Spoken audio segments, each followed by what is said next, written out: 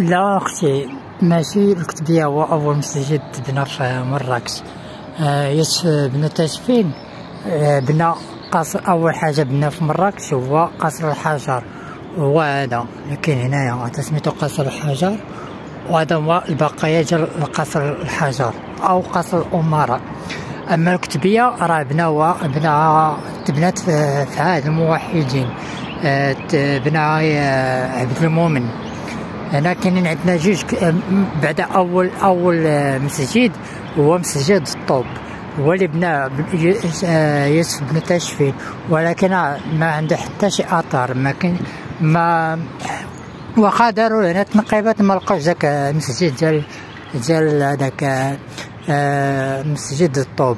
داكشي علاش مسجد اسول تعتبر تيقولوا انه هو اول مسجد او من بين اوائل، حتى اول دار تبنات في مراكش هي كاينه في اسول، هذيك الدار. اما هنايا سميتو القصر، ونيت هاد الحيطه تعتبر من بين القصر ديال علي بن يوسف. عندنا هاد البقايا، هو البقايا ديال المسجد الاول ديال الكتبيه. ولا شفتي هنايا هذاك هو المحراب فين كان تيصليو ياك. ومن بعد تبنى المسجد الكتبيه اللي كاين دابا.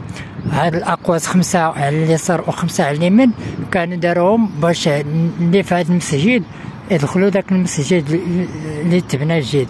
من بعد ولاو سدوا هاد الاقواس، وبقى هذاك المسجد تاع الكتبيه الثاني.